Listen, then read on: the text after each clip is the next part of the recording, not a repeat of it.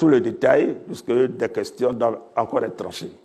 Le 4e pont, on est tous d'accord que c'est un pont important. Je crois que tous les Abidjanais, pas seulement les habitants de Yopougon, mais tous les Abidjanais et tous ceux qui vont à l'intérieur du pays, donc qui prennent l'autoroute du Nord, doivent tous se réjouir, je suis sûr, donc, de ce pont. Naturellement, nous avons, pour la réalisation du pont, donc, le besoin de déguerpir une partie donc, de la population. Ce n'est pas forcément de gaieté de cœur. Mais donc, ces personnes seront indemnisées. Et un budget est prévu pour leur indemnisation, donc qui est d'environ 30 milliards donc, de francs donc CFA. Pour les personnes qui sont locataires, il leur sera donc versé 4 mois donc, de loyer pour leur permettre de pouvoir se reloger. Et pour les personnes qui sont propriétaires et qui ne résident pas, donc une évaluation donc, sera faite de leur bâti, donc, y compris donc, des terrains, et cela sera donc, payé également. Donc ces évaluations sont en cours, un recensement a été fait, des listes ont été affichées, les populations sont actuellement en train de vérifier qu'elles sont bien donc, sur ces listes. S'il y a ceux qui sont absents, ils auront fait des réclamations et sur la base de la liste consolidée, les paiements donc, seront effectués. Les ressources existent, elles sont donc au budget, donc je considère que le processus est en cours. Alors, il y a eu juste quelques problèmes ces temps-ci parce que le projet va toucher Yopougon, Atekoubé et Adjamé. Bon, pour les populations d'Adjamé, bon, je crois qu'une rumeur donc, a couru en faisant croire qu'on allait raser Adjamé village. Mais en réalité, ce n'est que 68 habitations à Adjamé village qui vont être touchées. Et des discussions sont en cours actuellement avec les populations donc, concernées pour trouver donc, les solutions. Donc, c'est quelque chose qui, je crois, est en train de trouver une solution. Il y a eu ce petit problème la semaine dernière, mais les choses sont rentrées donc, dans l'ordre. Hein. Donc, retenez que les personnes seront indemnisées et qu'elles ne quitteront qu'après avoir perçu leur indemnisation. L'histoire des lébriers et d'Abidjan, il faudrait que les cadres du PPACI, avec Achadou à leur tête, inscrivent ça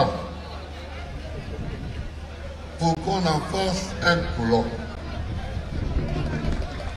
Parce que ce qui est arrivé aux ébriers, il faut que nous veillions à ce que ça n'arrive pas aux autres peuples de Côte d'Ivoire. C'est en 1930,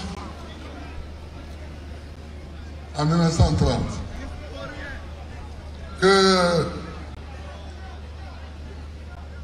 le colonisateur qui voulait construire un port en eau profonde sur les côtes de la Côte d'Ivoire a découvert ce qu'on appelle le trou sans fond.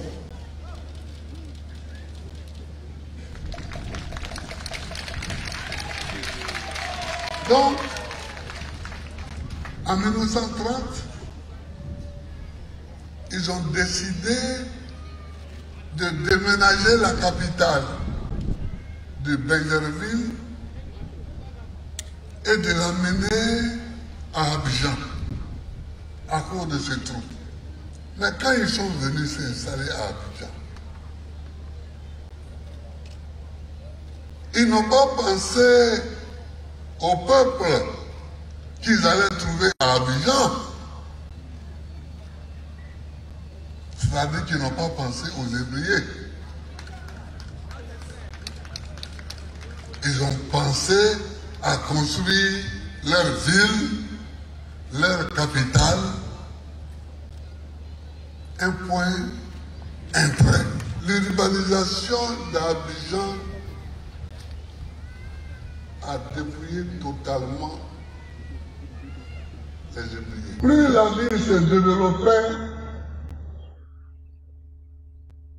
plus les ébriers étaient dépossédés de leur terre. C'est pourquoi, quand je suis devenu président, j'ai fait ce que j'ai pu pour donner à des fils débrouillés des postes qui pouvaient leur permettre d'essayer de corriger un peu eux-mêmes. Parce que je me disais, si ça arrivait dans mon village, qu'est-ce qu'on deviendrait? Sinon, c'est pas parce que je suis particulièrement généreux, mais c'est parce que je réfléchis un peu.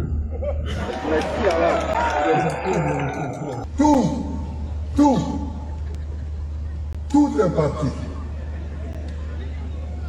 Tout est parti.